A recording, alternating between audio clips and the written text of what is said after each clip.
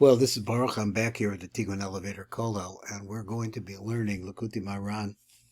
This is chapter 4, and it's section 9, the way that this is brought out. And there's some really nice things in this Torah here.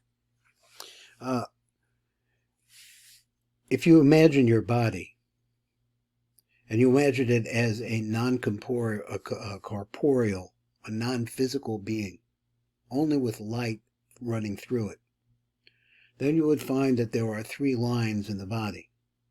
On top of the body is a head, and the head is connected to the body by the neck. So going all the way down, and picture yourself going all the way down to the floor. But this body is not a corporeal body, it's a body of energy, of different energies. So we have the concept of Das.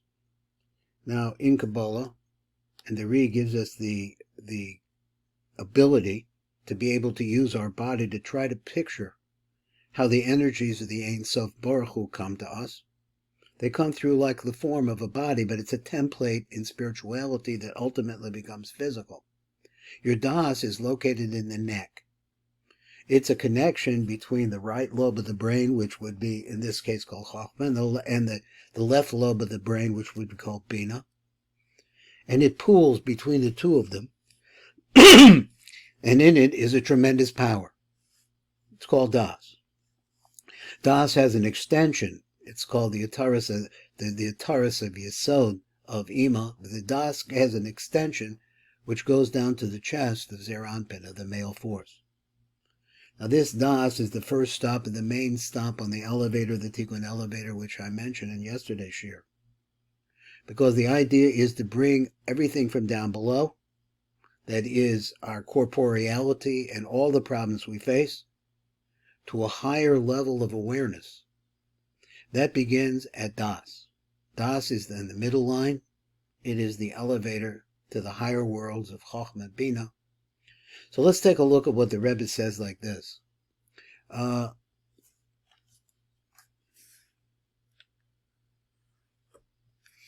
He says, but when he is in a state of returning to his material being, that's I think what I wanted to start, then he also returns to his Das. That is, that he went beyond, he took the elevator all the way up to the top and then went into complete and total spirituality. And when he returns to his Das, but then he has to come back to the Das. And let me see if I get this right, I'm sorry about that. He knows the oneness and beneficence of the Ein Sof. In other words, there's an experience that he had. Even though the experience that he mentioned in the previous one, it may not be, you may not recognize it, but your mazel recognizes it, and it is within you. Then there is no difference between the name, and he reaches that place between the name Yudke Vavke, which is the name that is normally given to Rachmanis, and the name Elokem, which is the name that's normally given to punishment. Between the divine attribute of judgment and the divine attribute of compassion. Now, let me come over here. There seemed to be a little arichos here that I wanted to get to. Just 1 second. Now, it's important to know that Kabbalists feel that there are tremendous possibilities of what we can do with our mind. So therefore we see that the achievement of the awareness of Das can open one up to spiritual worlds that are beyond our ken. So he said, for a change of will is not applicable to the Ein Sof. So let me talk, and when he returns to his Das, that is, after proceeding to the higher worlds, which would be considered to be like the right, left lobe of the brain, and then the cast of the crown that's on the top of that, so going to those kind of levels in your prayer, then you have to bring it back to the first station, which is Das, where everything is pooled. So he says, returns to his Das, and when he returns to his Das, he knows the oneness and beneficence of the Ein Sof. Then there is no difference between Yudke Vavke and Elokem, because in fact, the Ein Sof, or Keser, is beyond the differences between Rachmanis and Din. There is no, in Kabbalah it's called pure whiteness. There's no din in it at all. Din is red. There's no difference between the divine attribute of judgment and the divine attribute of compassion. For a change of will is not applicable to the Ein Sof. The Ein Sof is oneness. Heaven forbid. Changes only occur in the changing of the forms. Nevertheless, by virtue, which is Malchus, he says in other places, nevertheless, by virtue of a person's attachment to the Ein Sof, there is no change of will, for there the will is uniform. It's all oneness. Afterwards, an imprint of this oneness remains with him. In other words, he wants to say like this: any achievement that you make in terms of perceiving the oneness of Hashem becomes a part of you. It doesn't go away.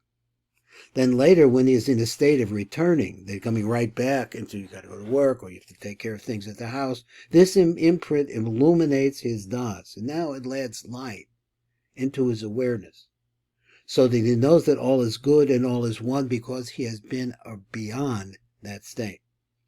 Now, let me go over here and read a couple of the notes here that I really want to look at. So the first thing he says, that the Ein Sof is uniform. Ein Sof is omniscient, is whatever that means.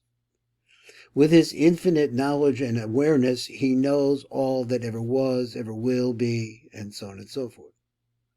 Therefore, a change of will, which happens when something previously unconsidered is now considered, there's no question about that, or something considered is now reconsidered, has no place in his oneness and unity.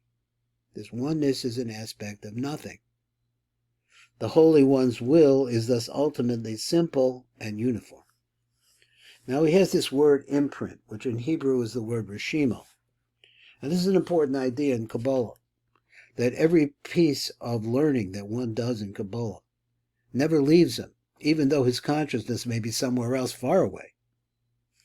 But it has an ability to be able to act as that prism again, to be able to see that there's another side. And that's what the Rebbe wants to get at.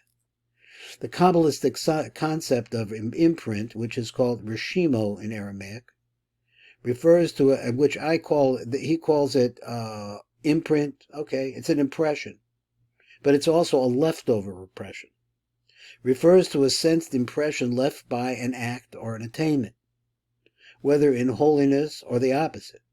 So you do something bad, it becomes carved on your bone. That's what he says. It's what the person carries away with him from his direct experience rather than his intellectual perception.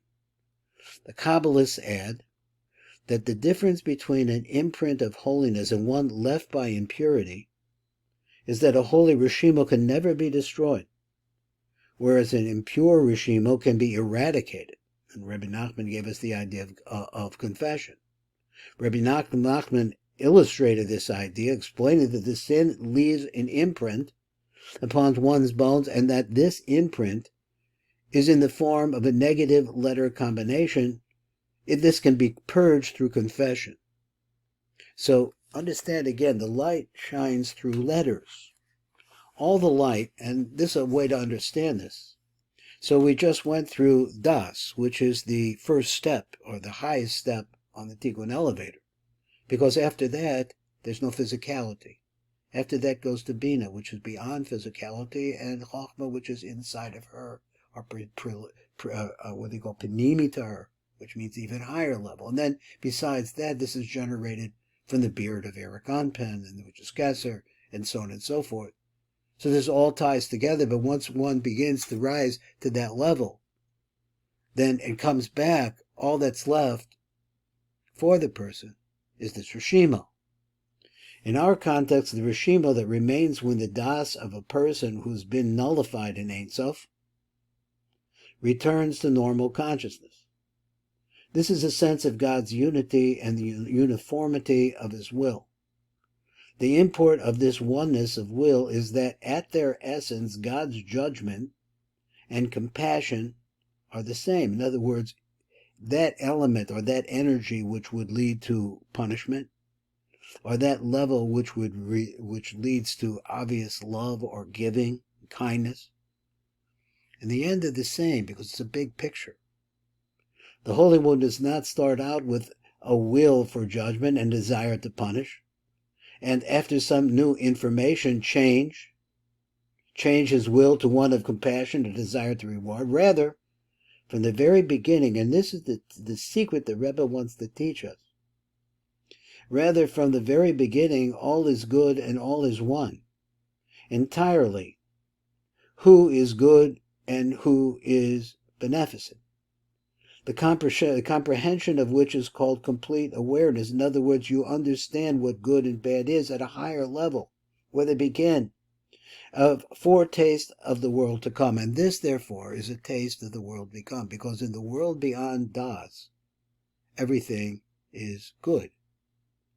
The Aramaic phrase, Kol the Avid Rachmana L'Tavav. Everything that the Holy One, blessed be He, in His mercy, everything He does is good. But you have to get there. Reb Nosson adds that this is because holiness is perpetually in a state of unity, even if to our eyes it appears separate. So understand that. This is the big secret of Judaism. God is one, there's only oneness. Not so the forces of the other side. Although in their essence they are rooted in holiness, because everything comes from Kedusha, and therefore begin in unity, but they always conclude in a state of disunity, which leads one to war. So it has to be clearly demonstrated to your das. He says, Rashi explains that when God gave the Torah, He opened the heavens to reveal His oneness. In our context, this alludes to a person whose das has been negated. In other words, he has risen beyond the level of where das is located, and instead absorbed in the Ein Sof. In other words, let's say the das, he used it before as a concept of awareness, of consciousness. But this is actually a level that is a level closing to nothing.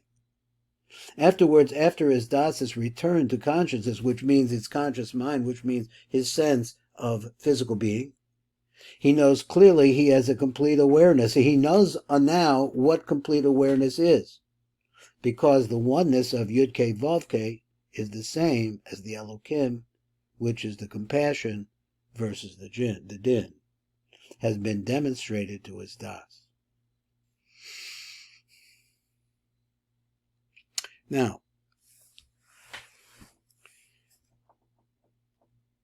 okay, we're going to stop here. This is Baruch Fleischman, Tikkun Elevator Kolo, as we continue on with the Likutei Maharan.